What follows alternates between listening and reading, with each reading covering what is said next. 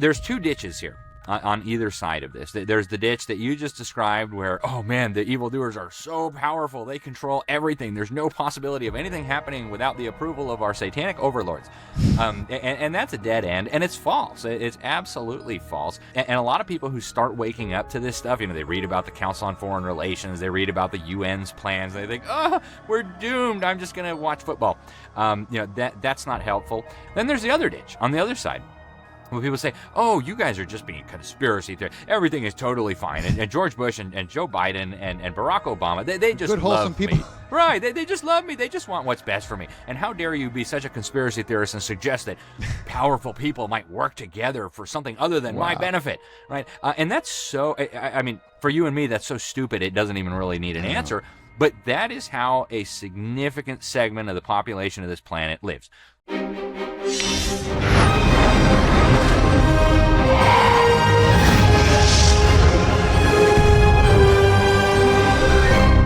Welcome to Far Out with Faust, everybody. I am Faust Chicho, and today I'm very excited, very delighted, and honored to be joined by Alex Newman. Let me tell you about this extremely hard-working individual and what he's been up to. Alex is an award-winning international journalist. He's an educator, an author, a speaker, TV and radio host, consultant, and he also seeks to glorify God in everything. In addition to his role as senior editor of the New American magazine and host of the New American's nationally syndicated radio show, Behind the Deep State, Alex serves as president of Liberty Sentinel Media. He's written for a wide array of publications in the U.S. and abroad, including some of the most widely read and influential publications. Alex is a regular guest on top TV and national radio programs. He's appeared on OAN, NTD, Fox, Newsmax, TBN, RAV, and many more. And we have a lot to talk about. So without further ado, Alex, thank you so much for beaming in, brother. It's great to be here. Thank you for having me, brother. So Alex was 5 minutes late because he had like a very important phone call with somebody advising the president, apparently. And he was only 5 minutes late, and he was so apologetic. I'm like, dude, you're not even late, and you're talking to very important people. Don't worry about it. I grew up in Latin America, man, so technically I'm early. Yeah, that's right. So, my friend, first of all, you're extremely hardworking. That is so obvious, right? And there's such we may have to have a sequel to this because there's just so much we can talk about. But I figured to start, one of the things that we certainly see eye to eye on in a lot of ways, is this. We're told that there's this culture war, right? It's left versus right, MAGA versus woke. You have science versus faith. The duality and the polarity that is constantly being highlighted and mutated. We're kind of trained to brawl in the Colosseum, so to speak. Over bathroom pronouns and masks and flags. And meanwhile, the emperors, the bankers, and the technocrats are all sitting in the same box, collecting and consolidating power. And I have a hunch that you, and I know you'll agree with me when I say that's not an accident. That's by design. It was planned, starting with school and education. And, you've spent years tracing the roots of public education. So tell me, who built the machine and what was it really designed to do? Well, very, very important question. In fact, I think it's one of the most important questions that people could be asking themselves at this particular moment in time. And I'll start with what you said about the division. This is clearly engineered. This is clearly the objective of the people who are doing the dividing. They want to divide us until every single one of us is our own little island, and we can't talk to anybody because we disagree on X, Y, or Z issue. And it just reminds me of what Jesus says in the Bible, that a kingdom divided against itself cannot stand. In fact, in another verse, he says it will be made desolate. It will be laid waste, one translation says. And so the evildoers understand that if they can keep us bickering over small, meaningless things, or even over fake issues, right, that they just concoct it out of thin air, we'll never be able to see what's really going on, who's really doing this to us. And so for them, it's a very important strategy. And they actually take it up another level. The great historian Anthony Sutton describes this in his book, Exposing the Skull and Bones Secret Society at Yale University. He says you can't just have a left if you're trying to control everything. You got to have a left and a right, because out of this conflict comes the change that we are seeking. And that is, of course, exactly what they're doing. Divide everybody up into hostile camps, and then the synthesis of those things is the end destination that the evildoers who are doing the dividing wanted to bring about in the first place. And one of the most powerful tools in their arsenal to accomplish this is what we call the public education system. Frankly, I don't think we should give it credibility that it doesn't deserve by calling it an education system. It's not. It's far closer to an anti-education system, because literally, and I use the word literally properly here, not just how people throw it out there.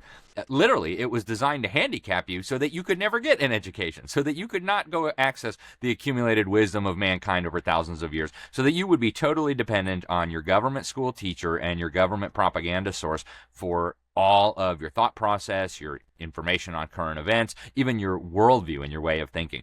So when you ask who created this, there's a lot of key characters, but in my newest book, this was just released last year, it's called Indoctrinating Our Children to Death, Government Schools' War on Faith, Family, and Freedom. I set out in the first 5 chapters to trace the key people who did this. And I start off with with Robert Owen. His name has been almost completely lost to history, even though he was the first guy to seriously propose that the government ought to be educating our children. And the more I studied him, the more I realized he was the true founding father of the government school system. People think it was Horace Mann or it was John Dewey, and they were very influential. I'll talk about them in a moment. But Robert Owen was the guy who laid, first of all, the intellectual foundation for why the government should be educating children, and second of all, set the movement in motion that culminated with the establishment of coercive, compulsory government so-called education, first in Prussia, and then from Prussia it was imported into Massachusetts, and then it spread like a cancer throughout the United States, and then we helped spread it around the world so that virtually the entire world now has some sort of system descended from this monster that Robert Owen initiated. And his goals were very transparent. That's one of the great things about these people, Faust, is they left us a huge paper trail about what they believed. So Robert Owen believed he was fighting what he described as the great trinity of evil. This great trinity of evil, he said, was marriage and family, private property, and Christianity and the church and religion more broadly. So those were the things that he was fighting. He set up I should go back a little bit. So was he a Marxist? He was a Marxist before there was a Karl Marx. Oh, wow. Okay. So incidentally, he was actually pretty wealthy. He married into a wealthy textile family out of Wales. And so he ended up with a lot of money. And he used his money for a number of different things, almost all of them aimed at social reform. So he tried these ideas out in his factories where he would convince the women to bring their little kids, and his people would help socialize them. He also set up a commune in Indiana called New Harmony. And it was designed to kind of prove the superiority of these principles. So you get rid of private property, get rid of family. He thought women should be held in common, very much like Karl Marx. And then obviously no Christianity, no religion. And you're probably not surprised to know that it failed after less than 2 years. But he concluded that the reason it failed wasn't because these ideas are stupid. It wasn't because getting rid of private property and family is a bad idea. It was because these people had been raised in a Christian society with Christian thinking, and they had been brainwashed. They've not been brainwashed properly. Exactly. And he said, well, the government needs to step in here and make sure that they are brainwashed properly.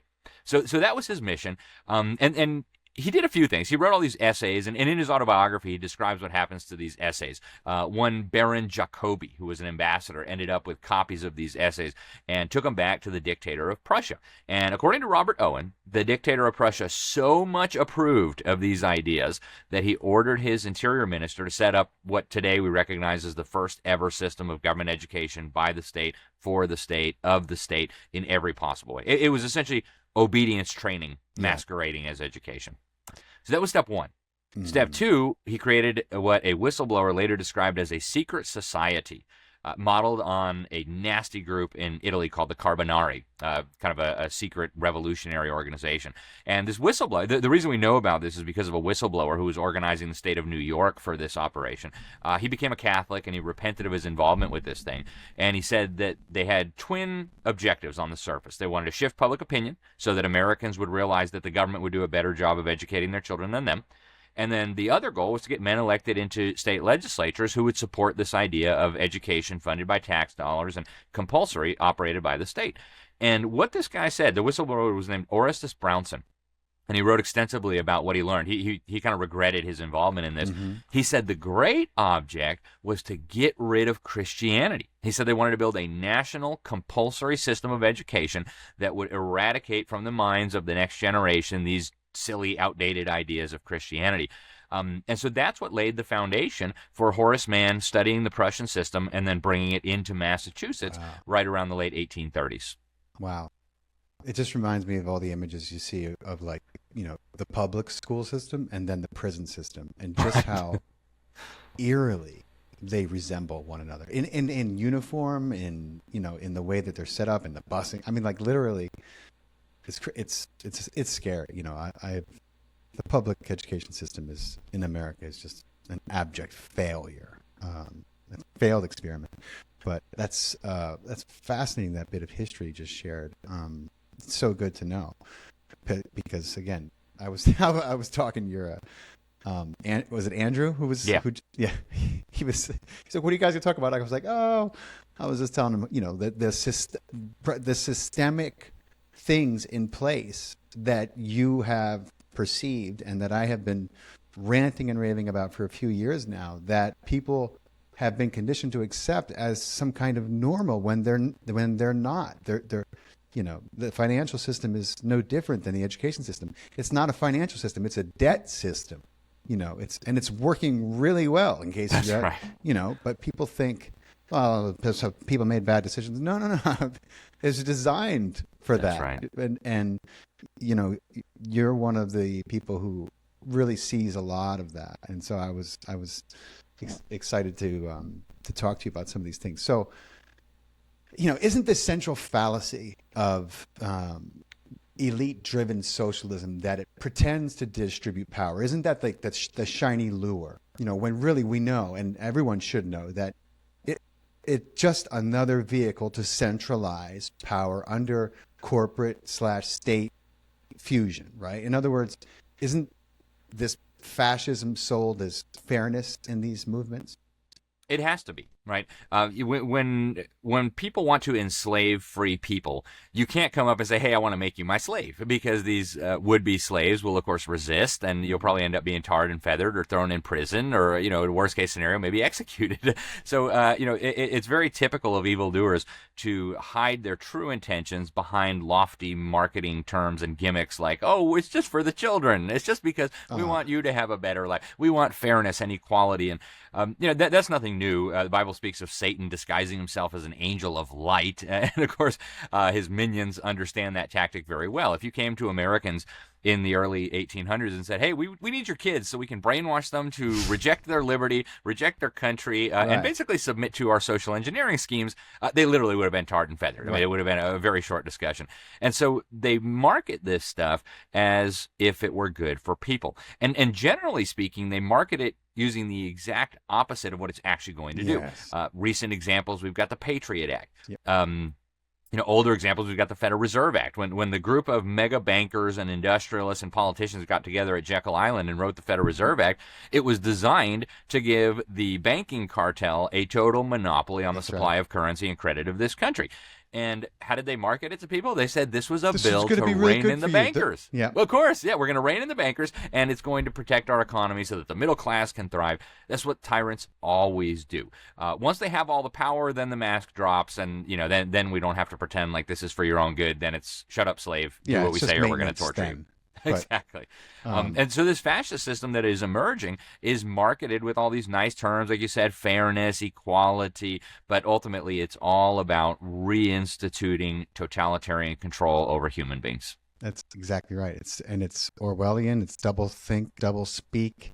I mean, and they are wise to what gets the people that, they know that logic is one thing. But in order to convince people, and of course, they do this. What David Icke so well describes as the totalitarian tiptoe. Because they can't do too much at once. Although sometimes they try, but it's little by little. It's one item by one item, and slowly but surely, the rights are completely eroded. And that's what we're seeing. So speaking of Jekyll Island. it's just worth mentioning that, like, what we're talking about, my friends, is a system that's been set up and put in place to make it easier for them to use the Hegelian dialect, which is a problem, reaction, solution. To use that formula for any and all means to an end, or ends to a mean, however that phrase is supposed to be turned with the statement I made. In other words, you create the problem, knowing that there'll be a reaction, and then you have the solution. We've seen this happen many times, very obviously, in the last 4 years alone. And it's never pretty, but it's their favorite play, and they use it ad nauseum, right? They did this in 1913. The wealthiest men in America gathered on Jekyll Island, and out of this came the monstrosity that is the not-so-Federal Reserve. And, the great G. Edward Griffin, who I may have an interview with in a few months. I'm working on that. I know you've worked with him closely. He called this creature that hijacked this is the creature that hijacked our economy, right? So my question for you is, was the creation of the Fed, was that the moment America became a corporation and stopped being a republic, in your opinion? Well, that's a good question, and Ed is a good friend. I actually serve on his board of directors. I'll be seeing him in just a couple weeks at the Red Pill Expo in Oklahoma City. He invited me, and I couldn't make it. Yeah. Oh, that's too bad. Yeah, it's going to be fun. Those things are always fun. I've been to every single one so far. I had to attend one virtually because I was in Baku, Azerbaijan last year for the UN's Climate Summit. But awesome. No, those are great fun, and Ed is really a hero for having exposed all this and for having dedicated his life to this. But, when it comes to this central banking cartel, it is one of the most nefarious instruments of tyranny that has ever been devised by man, because the evildoers understand that people are generally motivated by money. They need money to pay their bills. They need money to feed their families. And so if you can control the money, you can control the actions of virtually everybody in the world. So this was a really, really powerful development for them.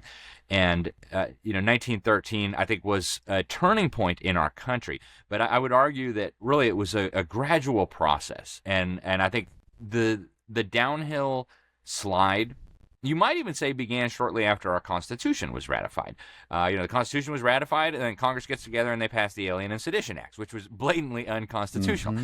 It's just something in human beings. It's our fallen nature. It's our desire for, our love for money that causes us to do dumb things. And so right off the bat, Congress was already usurping power that didn't belong to it. We had the Supreme Court usurping power that didn't belong to it in Mayberry versus Madison, claiming that they were going to be the final arbiters of everything, basically. And so they gave themselves that power. So the decline started really early on.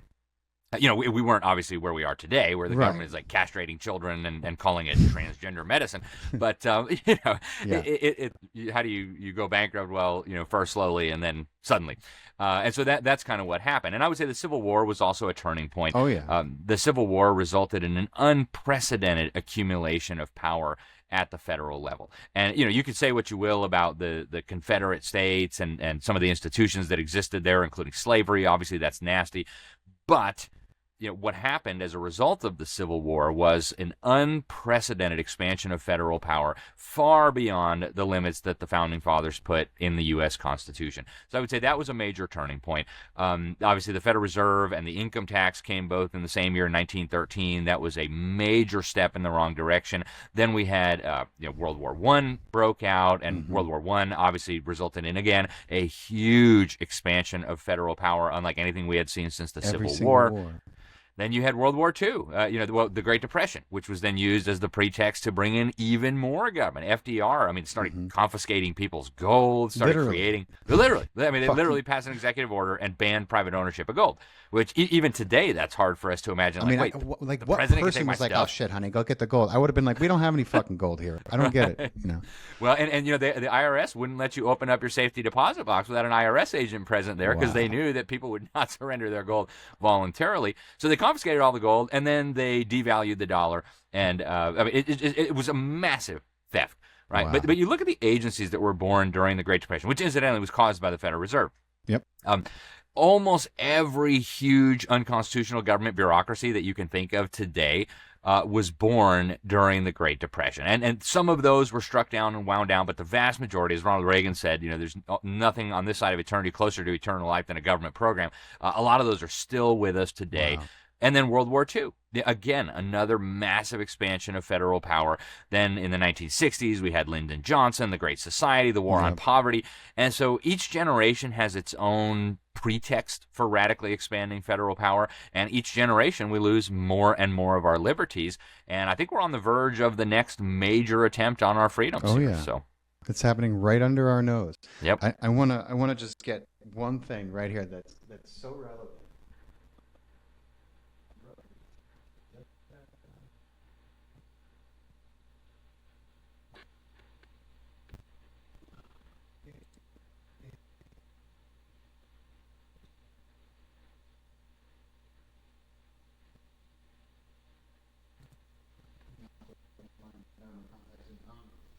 It's the pamphlet that was discovered in a copy machine. The one that describes, that they say, oh, this isn't an official document.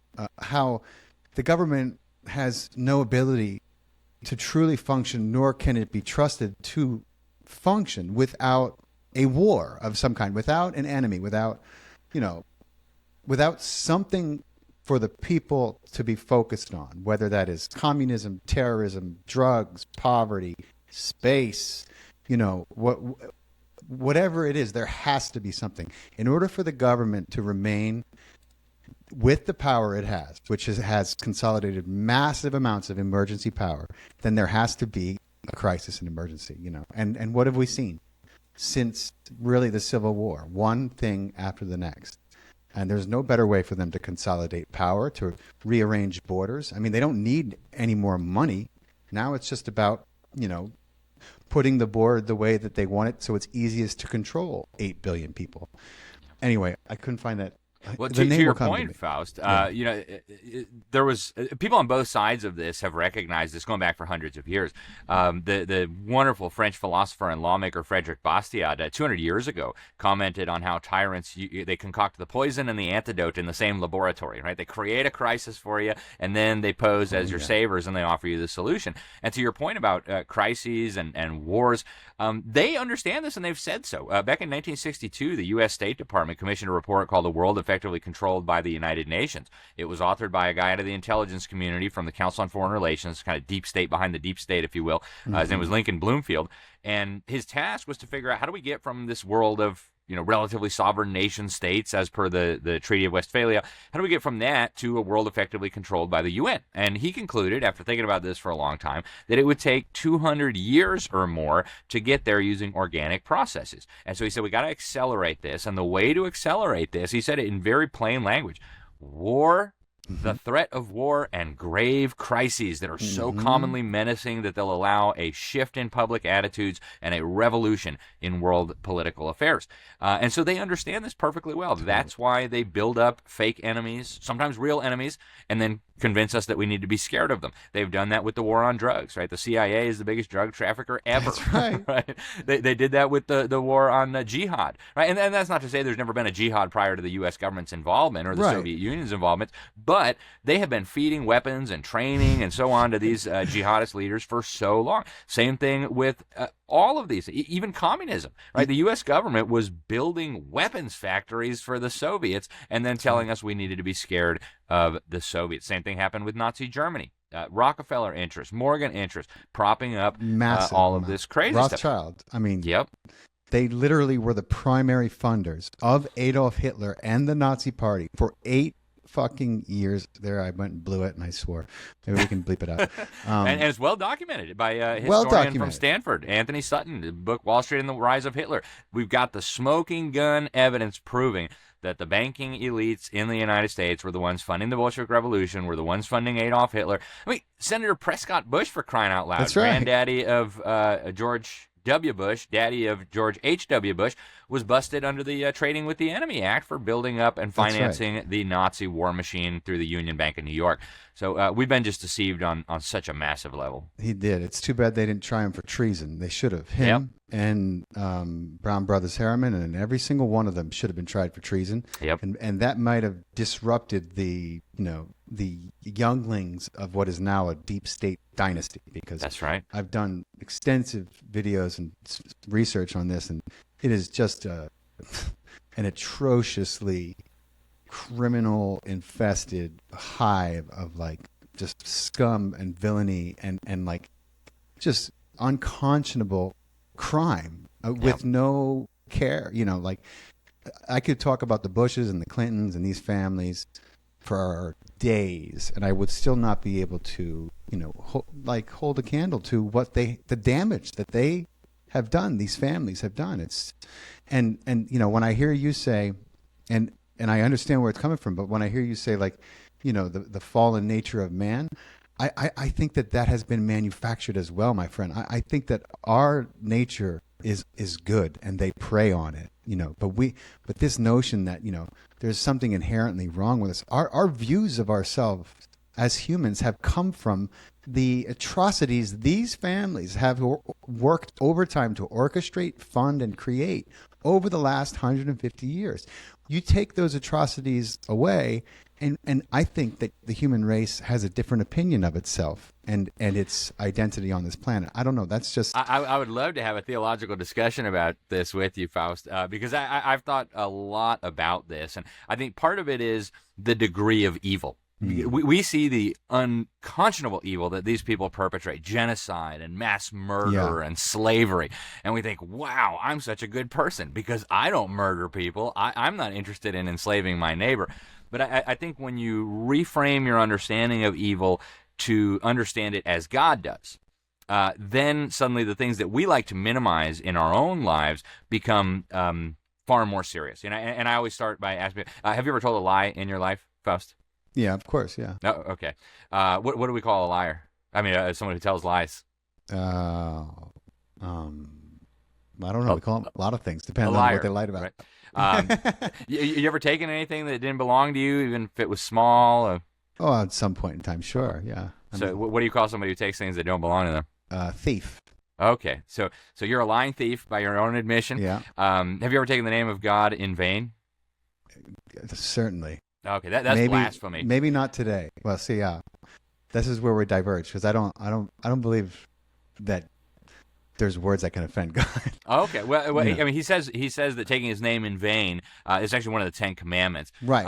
And I could keep going here, right? Have you ever looked at a woman with lust? And of course, we all have. And Jesus says that looking at a woman with lust, you've already committed adultery with her in your heart. So just in the last couple of minutes, we've established that you're a lying thief, a blasphemer, an adulterer at heart. Does that make me evil? Well, by God's standards, it absolutely does, because those things are sin. And God, I think we don't take sin seriously enough. Partly because we see the sin of people like Adolf Hitler or the Bushes, and we say, "Wow, I'm such a good person by comparison." But when God looks at sin, and these are sins, to be clear, against God Himself. These aren't just sins against our fellow human beings. They're sins against an infinite God, which means the sins are of an infinite magnitude that can never be repaid. And so when I say that mankind is fallen, when I say that man is born with a sin nature, I don't mean that every single one of us has some desire to enslave our fellow human beings or genocide other people. But when we look at it from God's perspective, and Christians have been debating the extent of our wickedness for a long time. The Calvinists had the idea of total depravity, that we are totally depraved and we can never do anything right. And then, other Christians have said, no, well, we're maybe not totally depraved. Yeah. Just get a few sacraments and it'll be all right. Right. But I think from God's perspective, we are all wicked. We are all deserving of punishment. But your point is very good. Your average person does not think in the same terms that these psychopaths do. No. Your average person is not interested in putting people in concentration camps or killing people's children. That is totally foreign to us. We just want to, maybe drive a little bit of a nicer car, or maybe have a few more extra dollars in the bank account. We're not thinking in those terms. And so it's clear that there's a difference in the magnitude of evil. And your average person is not anywhere in the ballpark with these monsters in human flesh that have been terrorizing humanity basically since the dawn of time. Well, I agree with you on some of that. I just where we differ is what we imagine would be offensive to an omnipotent, all-powerful, all-loving, all-forgiving creator. And that's where I'm a former Catholic, so I know the doctrine and the commandments and all that. But I've evolved to have a different set of beliefs about what may or may not be offensive to God. I mean, you and I both, brother. I came out of the Catholic Church. I grew up as a CEO Catholic, Christmas and Easter only. Yeah. And so I had the Catholic perspective. Then I kind of turned into an atheist. And, now I have since revised my beliefs to more accurately reflect what I think the scriptures teach. But no, I think we share some background there, both of us. Cool. So, Yeah. No, I mean, look, man, my whole thing is treat others as you would treat yourself. Do no harm. It's a golden rule. I mean, that's what Jesus came to teach us, essentially, and if people just followed, it's too simple, the golden rule, I mean, the world would be a different place. Absolutely. I mean, then you wouldn't need commandments because it was, obviously you would never do that to someone because you wouldn't want them to do it to you. And you would understand that someone is your brother, your sister, yourself. That's my whole And that's what Jesus thing. taught, right? He summarized the Ten Commandments as love God with all your heart, mind, and soul, and strength, and then love your fellow man like you love yourself. And that is the whole of the law, he said, summarized in two easy components for us to understand. So if we love our fellow man, we're not going to lie to him, we're not going to cheat him, we're not going to murder him, we're not going to hurt his kids.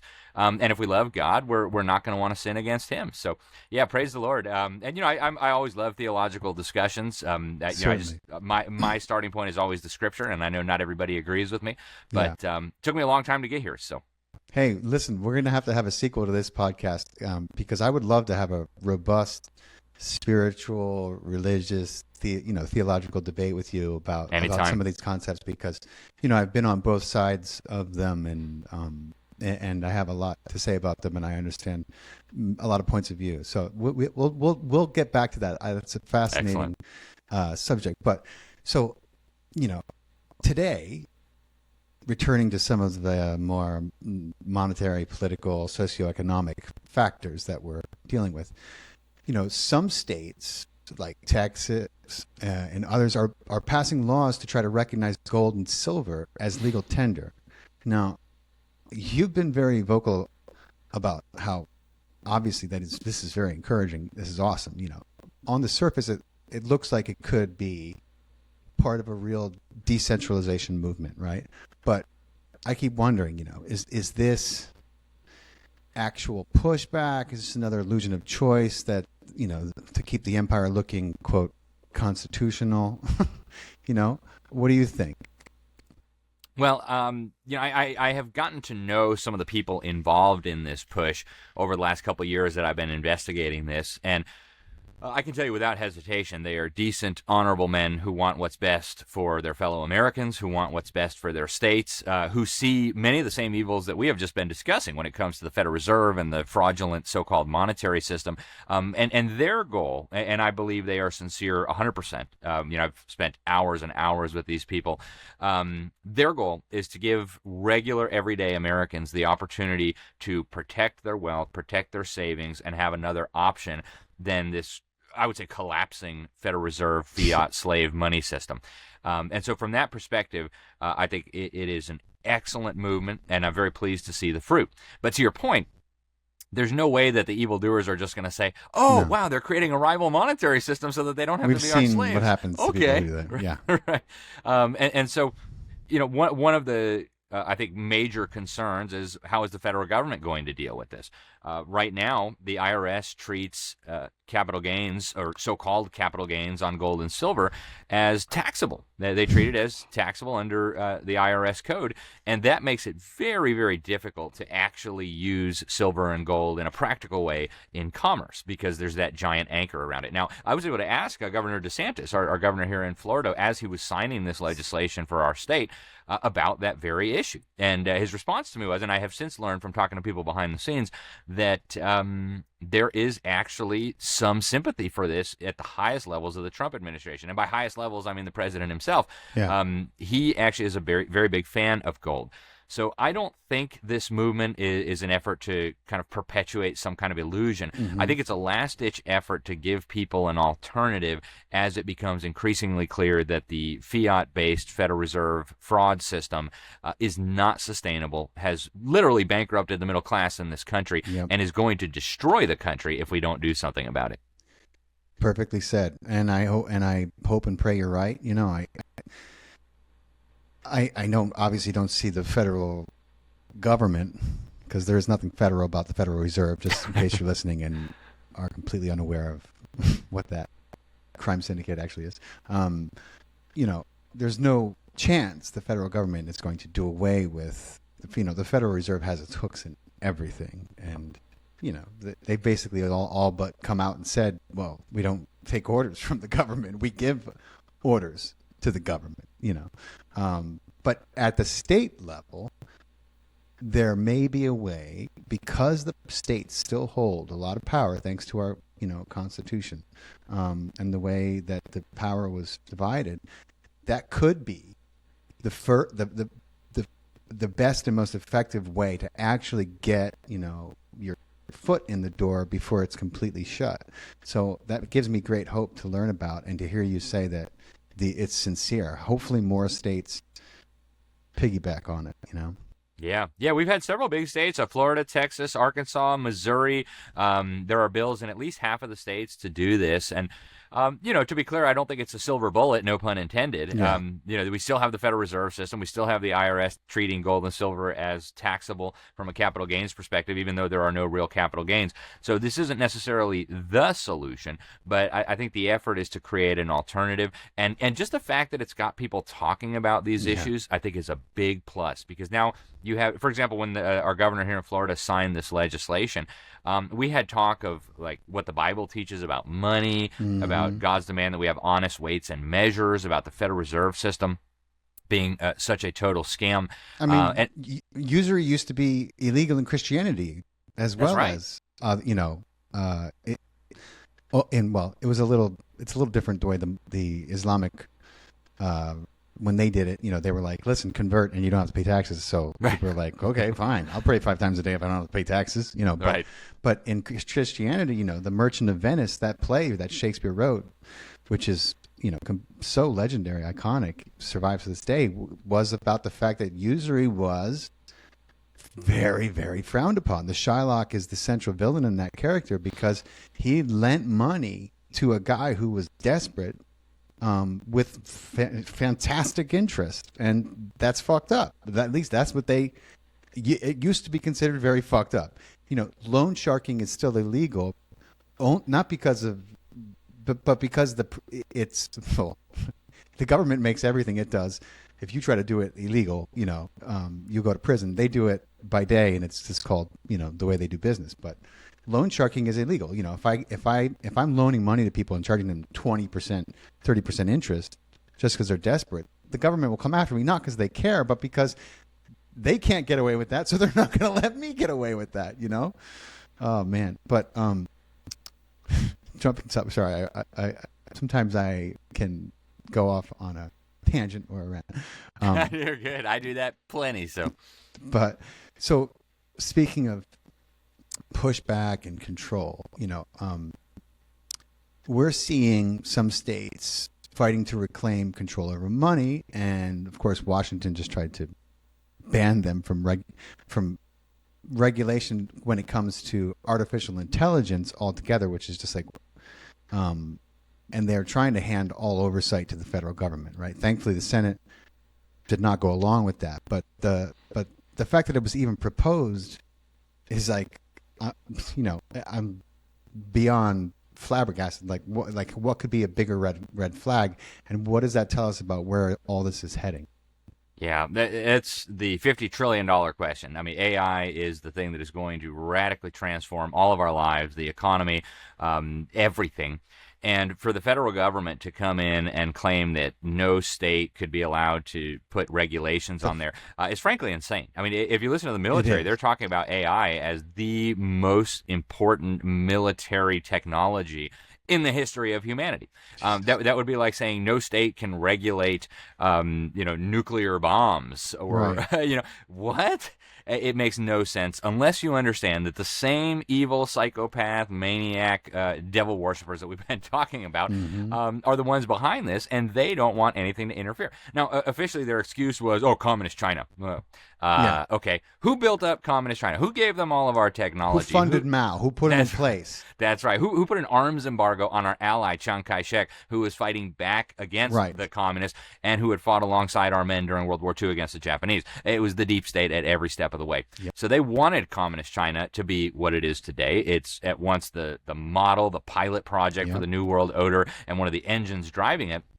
But the idea that the communist Chinese are going to pull ahead of us on AI if we don't restrict states from putting any kind of regulation on that makes fucking zero sense. It's preposterous. The communist Chinese are stealing all of our technology, right? It's like you're driving your boat, you've got a guy behind you on a water ski, and you're saying, quick, we got to go faster because otherwise he's going to catch up to us. Right? He's not going to catch up to you. He's stealing all your technology with the deliberate help of your politicians. So that was an obvious fraud from the beginning. And this is true across all the different weapons platforms and technologies. The Chi-Coms are just stealing our stuff with the full collaboration of our government and our businesses. So let's put that myth to rest. It's not why they were doing it. The only reason I can think of is that they were worried that state policymakers might come to their senses and say, hey, wait a minute, this is a technology that could be used for good or evil, but right now it's being used for evil. And we have to protect at least children. We have to protect the rights of adults not to lose all their privacy, lose all their liberty, have all their decisions made for them by AI.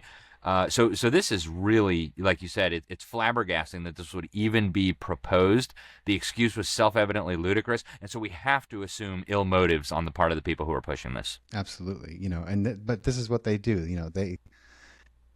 They'll right now it was a far shot. It was a proposal, but events will happen, and then they'll push it again. They'll rename it. They'll rebrand it. They'll reword it. This is what they do, and so we have to be on the constant lookout because we know how they slip things into these proposals, and it's the wording is deceptive. They've been doing this for I don't know how long.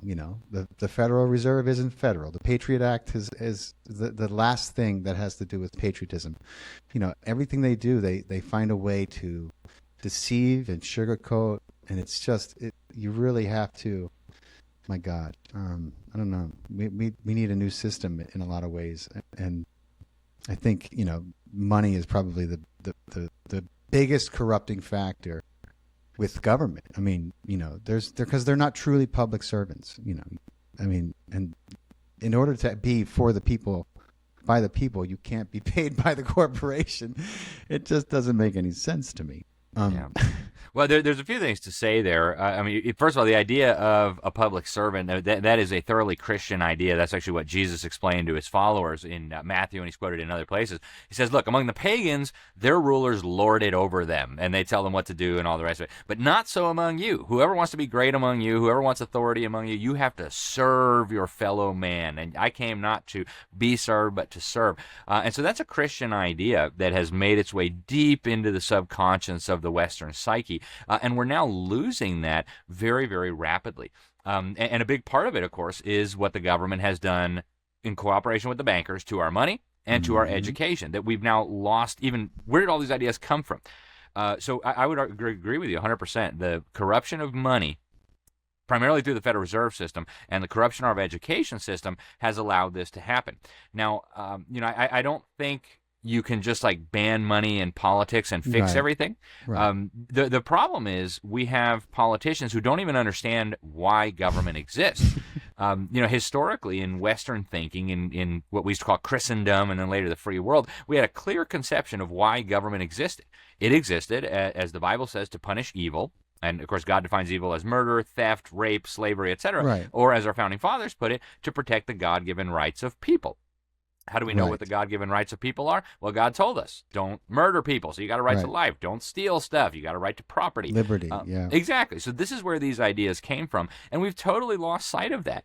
And so even if you could ban money in politics, we still would have a voting population that has been deliberately and systematically dumbed down and indoctrinated over a period of 4 or 5 generations to believe that the government ought to be taking stuff and giving it to you. That and so we're in a big mess here, and there unfortunately is no simple solution. No. It's got to involve a changing of people's hearts and minds to quit being so selfish, to quit expecting the government to do things that they should be doing for themselves, to quit thinking that, as Frederick Bastiat, I mentioned him earlier, to quit thinking that you can live off of others by having the government serve as your intermediary to take their stuff, and of course to quit being ignorant. We have to understand what these people have done to us and what has happened to our country if we want to actually restore those things that were incredible blessings that led to the liberty, the prosperity, the security that we've come to enjoy.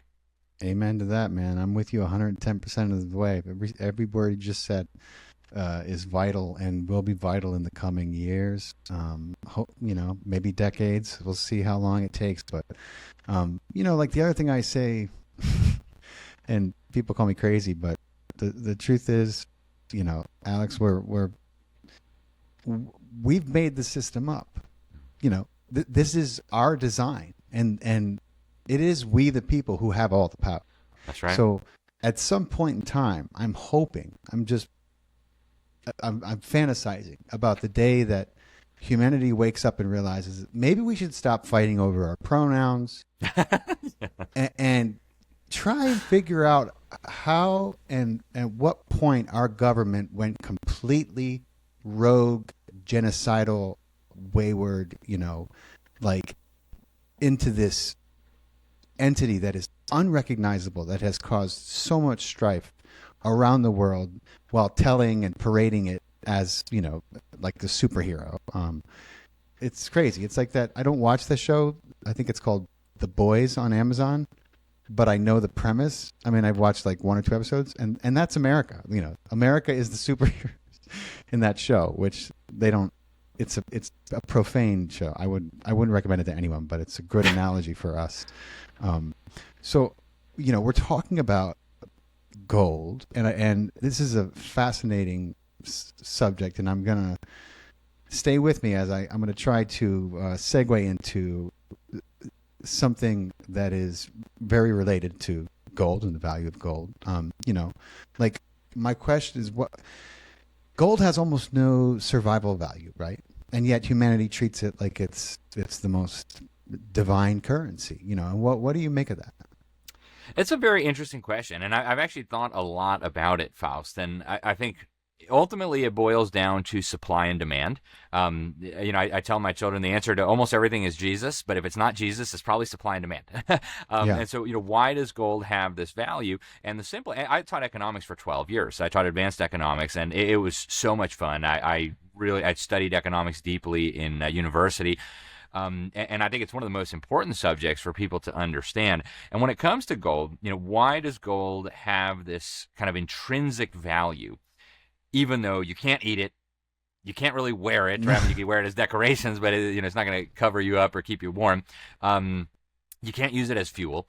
You can't use it as shelter. So why does gold have this value? And the simple answer is there is very little supply, right? And when there's very little supply of something, unless there's like no demand, by default, it's going to have a high value, a high price, and then there's a lot of demand. And so the question then is, why is there a lot of demand? And I think there are several ways to look at that question. The obvious one is, if you go back in the Bible, gold has always been money. Yeah, right? So people crazy. recognize that it has these really valuable attributes that make it incredibly useful as money. It is very scarce. It's very difficult to get it out of the ground. It takes a lot of work. It is durable, right? It's very difficult to make it disappear. It doesn't really rust or whatever. It's portable. I can take large amounts of value with me down the street or across the border in a very small unit. It is divisible. I could break a gold coin in half. I could shave off some things. I could take a gold bar and melt it down. So it's very easy to divide up to make smaller units. So it's got all these very desirable attributes as money. And it also, because it's so rare and it's so shiny, has this kind of mysterious allure to it. And I think women understand this more than men. Yeah, I think gold is pretty, but I'm not like, oh, must have it. Yeah. But there's a lot of women out there. I just got back from India. Oh, Man, the Indians, they just love their gold. Sure. You go to an Indian wedding, and you think these people were made out of gold. Right. It's amazing. So there's this, I think, innate allure to gold because it's beautiful and because it's so scarce, because it is a symbol of wealth, because of its scarcity. I think that is what really gives it its inherent value. Now, if society were to collapse tomorrow, and suddenly the grocery stores were to shut down and nobody could get fuel for their vehicles and the trucks stopped running and the airplanes stopped running, gold probably wouldn't be all that valuable in the near term because people would be looking for bullets, they'd be looking for food, they'd be looking for security, not for gold. You might be able to trade someone who still thinks it'll return. Right. If somebody thinks society will build back and the rule of law will return, they might be interested in giving you some soup cans for your nice gold coin. Right. But I think historically the reason gold has maintained its value so well for thousands of years of human history is just those attributes that I described. The fact that there is a strong, almost perpetual built-in demand, and the fact that it's very, very scarce. I mean, there's ancient accounts from the Sumerians to the Book of Enoch. And these accounts describe powerful beings who came to Earth. Who seem to have been also obsessed with gold. The Sumerians called them the Anunnaki. Some say they were gods. Others say they were fallen angels. Others say they were, aliens or ETs. And most of it is dismissed as myth. But, you are very well versed in a lot of things. I'm wondering if, do you think it's possible they were describing something that was very real to them? Well, I think a lot of these things that we think of as myths are actually grounded in some sort of truth. And that doesn't mean that every ancient myth is 100% true, but I don't think all of these people collectively hallucinated these kinds of things all over the world. Saying the same thing, right? Yeah. Right. And so you look at the show like Ancient Aliens, and I'm almost embarrassed to admit that I actually like the show Ancient Aliens. I've seen a few episodes. Yeah. It's fascinating. But for me, I think there's a very deceptive motive behind it. I think they want us to believe that there's these ancient aliens. But for me, when they're bringing out all this evidence, I'm just flabbergasted because wow, this is some of the stuff that we read about in Genesis chapter 6 with the Nephilim. This is some of the stuff that we read about, like you said, in the book of Enoch. I don't regard the book of Enoch as canonical per se, but I know the Ethiopian Orthodox Church does. I know it's a text that was in very widespread circulation among the ancient Hebrews. In fact, they found it with the Dead Sea Scrolls. So, and it was quoted in the book of Jude. So clearly there is some truth there. Clearly there is value there. I'm not going to build my doctrine on it. Right. But when I look back, I spent many years living in Mexico City. They've got these wild pyramids. I was in Egypt a couple years ago for a UN conference. Amazing pyramid. Why are all these people around the world building pyramids? Well, I don't know, but I suspect that when you go back and you read the accounts that we read in Enoch about the watchmen, about the fallen angels, when you go back and you read for example, Genesis 6, the sons of God finding wives among the daughters of men, and then having children that were giants. And a lot of Christians just try to suppress all that because it's kind of uncomfortable and it doesn't fit nicely with our 21st century American Christianity. I don't know. We don't know what they meant by that. Right. And we'll just leave that over there and we won't talk about it because that's kooky. It's not kooky. If God recorded it in the Bible,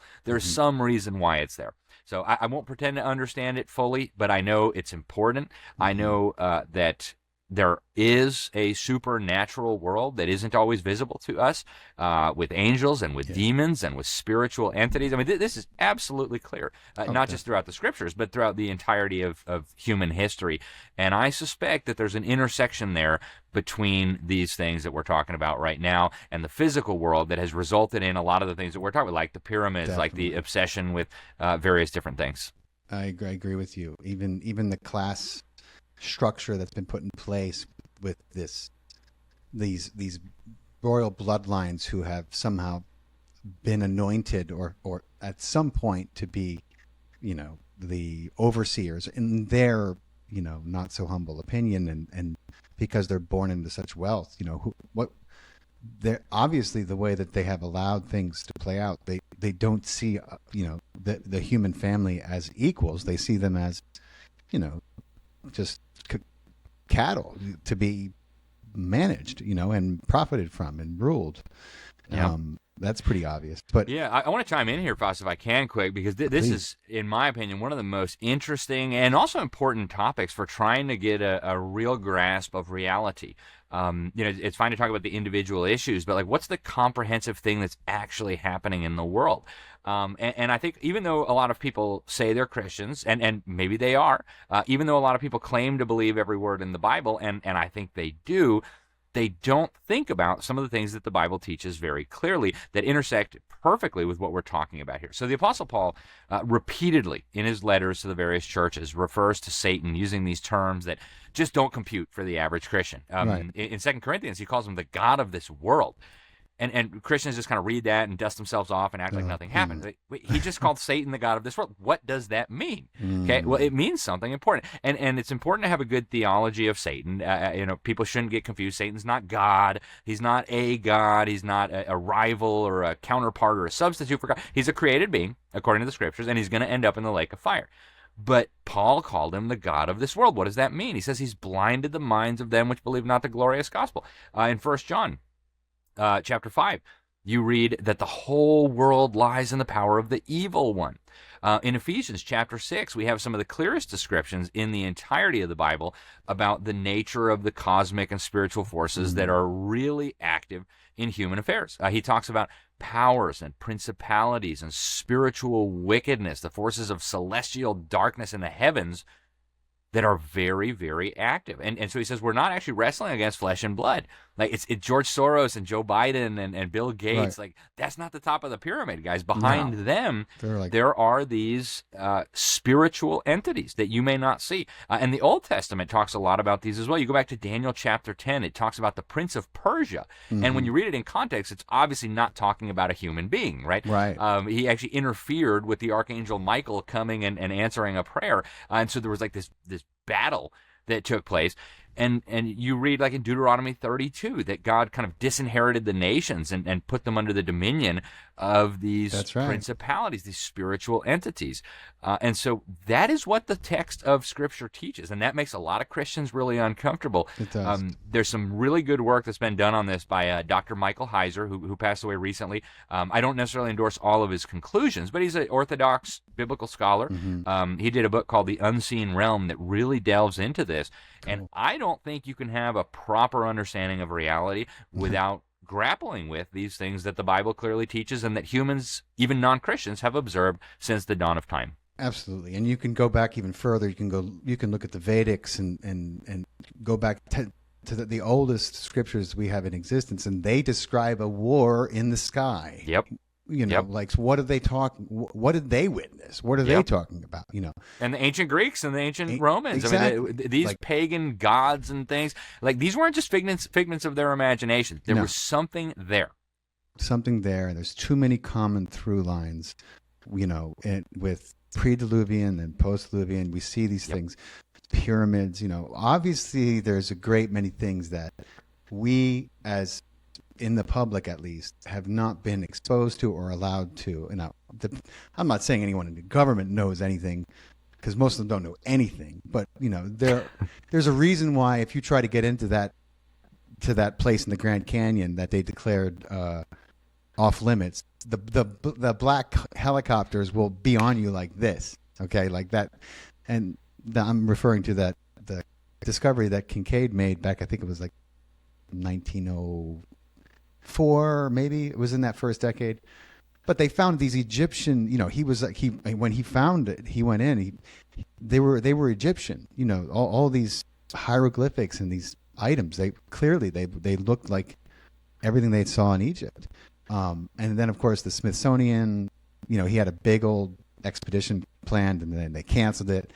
They shut him up, and apparently the Smithsonian, which was designed for this, collected everything that they found, and that site, which is supposedly a city in the Grand Canyon, and the Hopi tribe, they've talked about this because they lived there for a while underground. I don't know if you have any idea what I'm talking about, but this is a pretty famous story. The Smithsonian, collected what they found, and then they made it off limits. And to this day, it's not like this is part of Grand Canyon security. This is militarily patrolled 24/7. You cannot go near it, or they will come they'll come down from the helicopters to be like, get away from the entrance. What are they hiding? What's in there? Yep. And my question is, why do they feel the need to keep the truth from the public? Because they definitely know something we don't. Yeah. And I think a lot of them are massively deceived, Faust. And this isn't an area that I normally talk about, but it's certainly an area that I've spent a lot of time thinking about.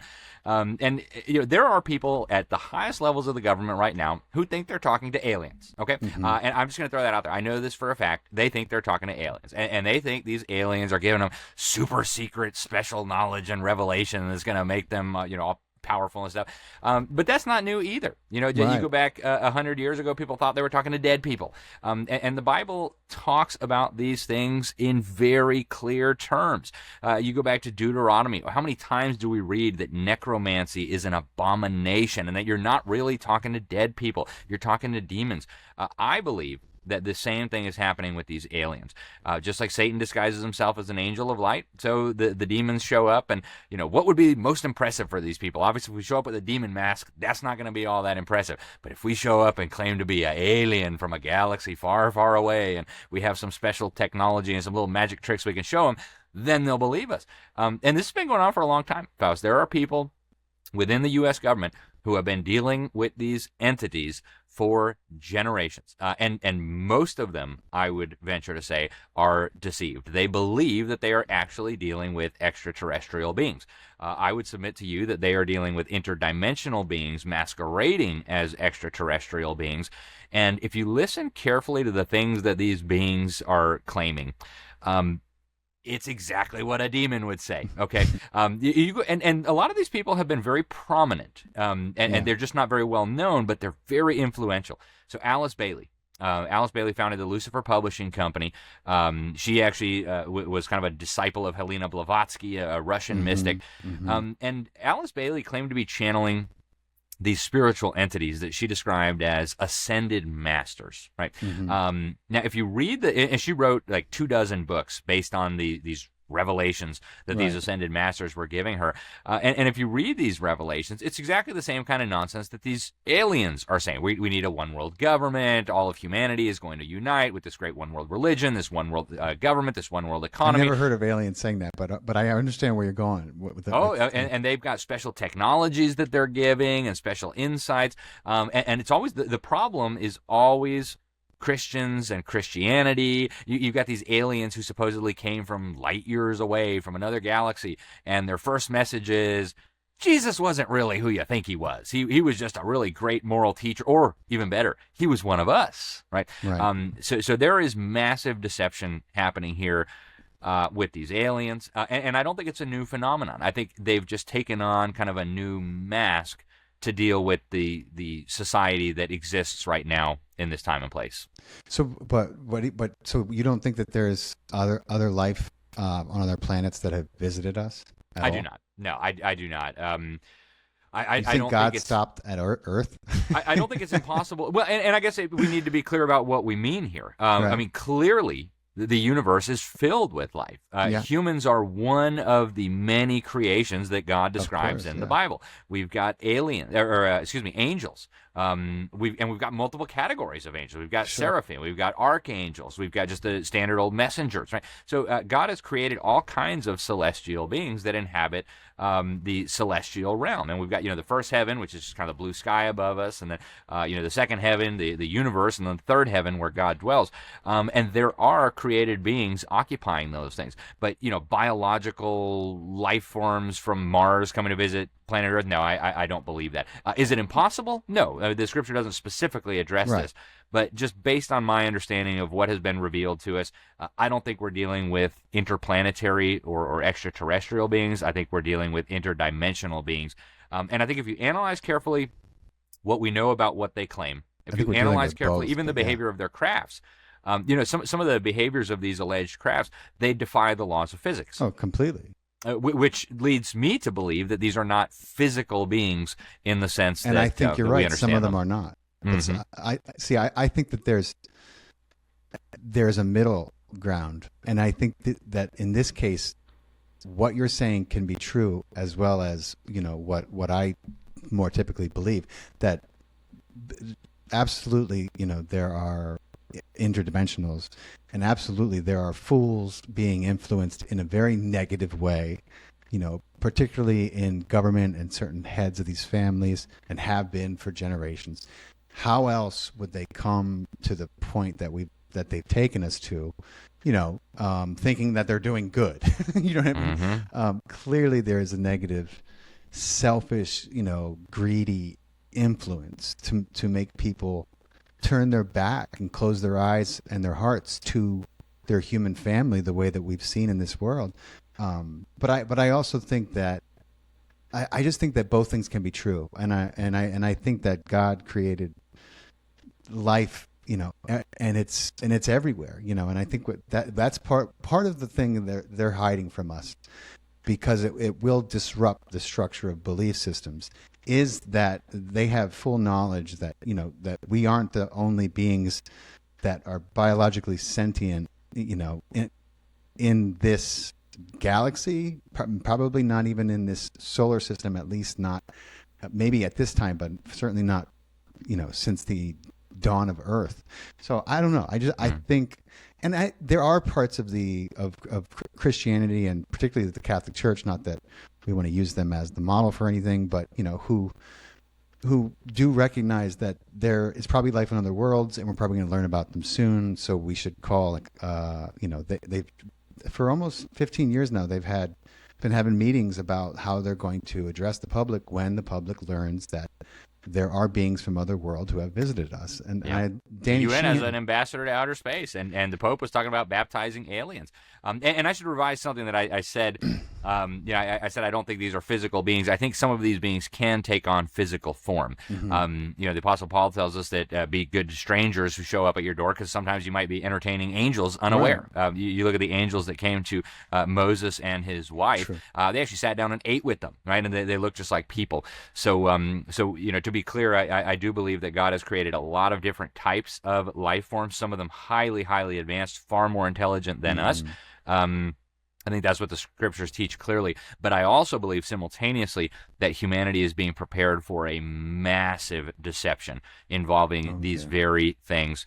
And I think we need to be on guard. For me, the Bible says, test the spirits, and if the spirits don't confess that Jesus Christ came in the flesh and that he is Lord, they are not to be trusted. And so I think that's a really good litmus test that the Bible gives us. When these aliens show up and preach a different gospel, I'm out. So, yeah. No, I mean, I understand. I understand that. But if the gospel they preach is one of harmony that reflects the gospel that Jesus preached, then, would you... And maybe they don't have any idea who Jesus is, because they're not from this part of the galaxy. You know what I mean? Would you reject them outright, even if what they were saying was congruent with your current beliefs and what you understand about the gospel and Jesus? If what they said was congruent with what the scriptures teach, then I would consider it a useful form of information. Yeah. If it contradicted in any way, I would be extremely skeptical, because we've had very clear warnings from God about deceiving spirits. In fact, it tells us that in the last days there are going to be men deceived by seducing spirits, teaching doctrines of demons.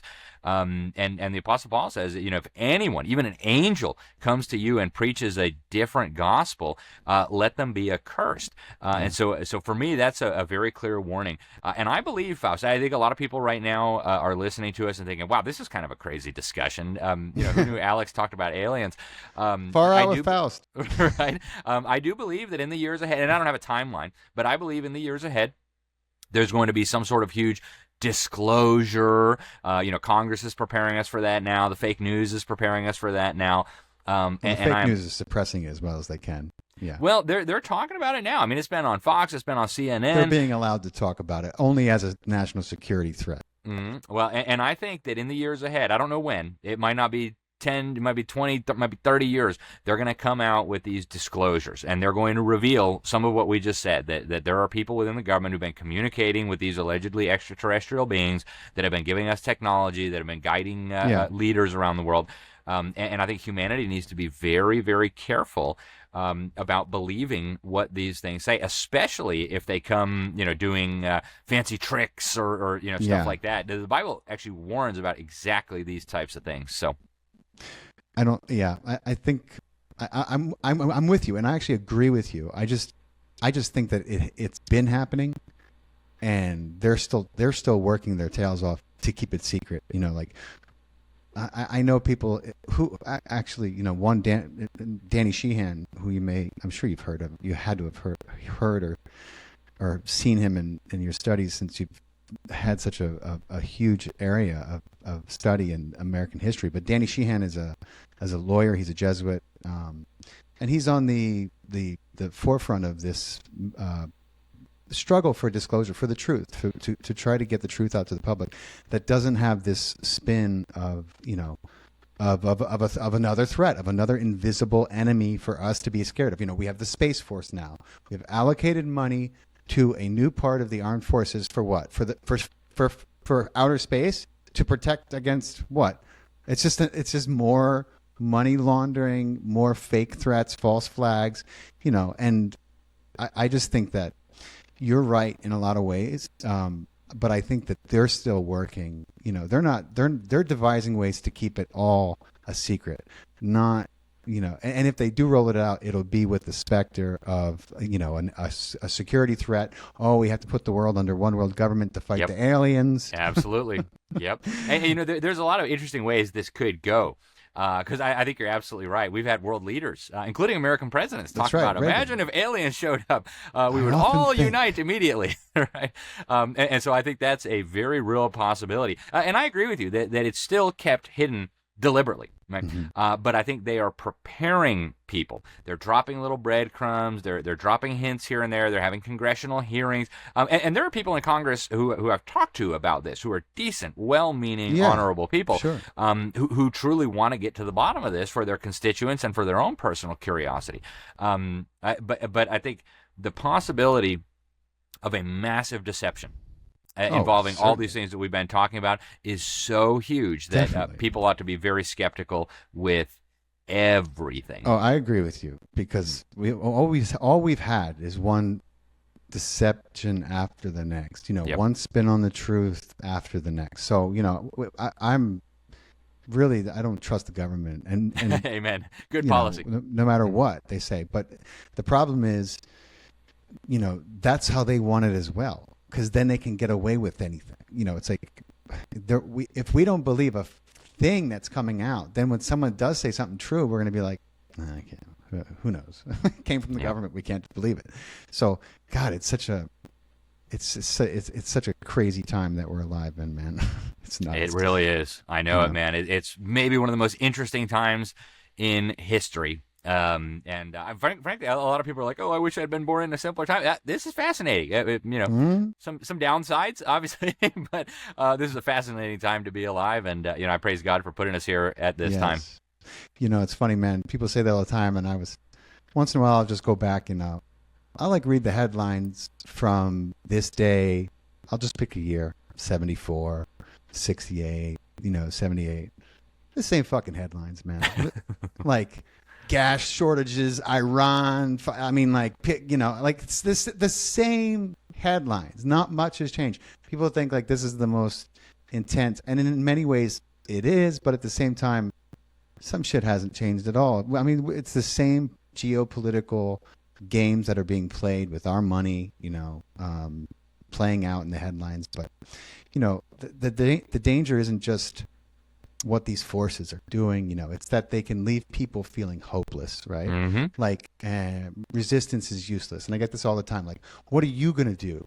And I'm like, if everyone adopted that, the world would never change. What am I going to do? I mean, I'm going to work on becoming the best human being I can. And I'm going to share my ideas that I think are beneficial with whoever will listen. That's all I'm going to do. If I see something that's happening, that is completely false and people are believing it. And I'm going to try to inform them what I believe is the truth. And if they want it, they can take it. And if not, they can leave it. But, you've made a career out of proving some of these things that we've been told are true are not true, right? So what's your advice? What can someone do to start kind of reclaiming control?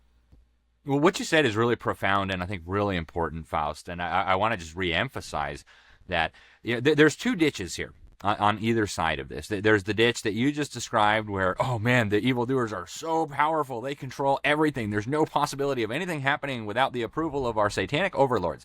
And that's a dead end. And it's false. It's absolutely false. And I would say it denies the sovereignty of God. And so that's a very dangerous ditch to fall into. And a lot of people who start waking up to this stuff, they read about the Council on Foreign Relations, they read about the UN's plans, and they think, oh, we're doomed. I'm just going to watch football. That's not helpful. It's pessimistic, and frankly, I think it's dangerous because, like you said, if everybody starts thinking that way, the evildoers, they just have the whole field for themselves. We absolutely must not fall into that ditch. Then there's the other ditch on the other side. When people say, oh, you guys are just being conspiracy theorists. Everything is totally fine. And George Bush and Joe Biden and Barack Obama, they just good, wholesome love people. me. Right. They just love me. They just want what's best for me. And how dare you be such a conspiracy theorist and suggest that powerful people might work together for something other than my benefit, right? And that's so, I mean, for you and me, that's so stupid it doesn't even really need an answer. But that is how a significant segment of the population of this planet lives, in this naive idea that you and I are goofy for believing that bad people might work together. And so those are two dangerous ditches. The correct path is right down the middle. Yeah. Yes, there are very powerful evildoers. They're working together. They hate you and they want to enslave you.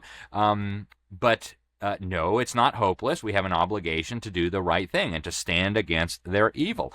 And so as far as I'm concerned, God has given us very clear instructions as to how we respond to this. We do our best to, like you said, make ourselves the best that we can be. We want to be honest and decent and helping. We want to love our neighbors. We want to love our families. We want to do good things in the world. We want to serve the poor. We want to try to make life a little bit better for the people who are on this planet. It's a very worthy endeavor. When it comes to me, I take the Great Commission real seriously. I want to make disciples of all nations. I want to teach them to obey God on all things. Don't murder, don't steal, don't lie, don't cheat, don't commit adultery. These for me are very important things. And anybody that'll listen, I'll tell them. Right. My particular calling as a journalist, I always go to Ephesians 5:11. It says, have no fellowship with the unfruitful works of darkness, but rather reprove them, or some translations say expose them. And so I've really taken that to heart. I do that 6 days a week. I expose these evildoers and all their schemes. And, I really think, like you just alluded to, Faust, I think it really begins with us as individuals. You can't go around thinking you're going to change the world when your own life is a total mess, when your own home is a total mess. So start with yourself. Get yourself educated, work on yourself, work with your family, make sure your children are getting a good education. I think homeschooling is the best option, but there's great private Christian schools out there too. And once you got your own home in order, work at your city level, get to know your mayor, get to know your city council, maybe run for office, work in your county, work at your state legislature, and just try to be a light in this dark world. Try to share the truth. And there's infinite numbers of good things that we could all be doing. So there's no shortage of good stuff to do. There's just a shortage of people to do the good stuff. So if anybody is listening and looking for things to do, look around you. There's infinite numbers of things. A lot to do, a lot to be done. That's so well put, Alex. And I have great admiration for what you're doing. You're one of the good guys, boots on the ground, working his tail off, constantly shedding light in places that need light shed on them. So, this has been an awesome talk. We'll have to have a sequel, and then we'll stick to theological, metaphysical, spiritual. We'll have a great debate about that as well. I think that would be fun. Would love to. Tell everyone where they can follow you, find you, and continue to pursue your work. Well, thank you, Faust. I'm really looking forward to that. I love theological discussions, even with people that I disagree with on everything. Absolutely. So I think it'll be a good time. Maybe we can even do it in person next time. That'd be fun. Yeah, that's what I was thinking too. So yeah, let's plan for it. Easiest way to follow my work, I'm on X, Alex Newman _JOU. My personal website is libertysentinel.org. We do a free newsletter, goes out to whoever wants it. Not just these topics, but all kinds of stuff: climate change, economics, education, UN, you name it. Yes, I love what you said about climate change. Well, thank you. Yeah, appreciate it. I also serve as senior editor at the New American Magazine. It's a great publication, and even for the folks who don't want to subscribe to the physical magazine, I recommend that you do. We do free daily headlines, free weekly headlines, free monthly headlines, whatever you need. I serve as a senior fellow at Classical Conversations. It's the nation's largest homeschool program. I've got my own children enrolled in there. It's fantastic. But easiest way to just stay on top of stuff, we do the Sentinel Report. But all that you can find at my website, libertysentinel.org, and then on X. Awesome, man. And for everyone listening, if you're listening on YouTube, don't forget to hit the subscribe button. You need that to be pressed. Maybe hit the alert all. If you like this podcast, drop us a comment. Please share it. We're algorithmically very challenged. If you're listening on Spotify, drop us 5 stars. If you like the podcast, write us a comment. iTunes. We talk about a lot of things that Silicon Valley and its handlers would rather people not be discussing. So, please share the video if you will. And thank you so much for listening. Much love to everyone. Alex, thank you again, brother. We'll be in touch when this is going to come out.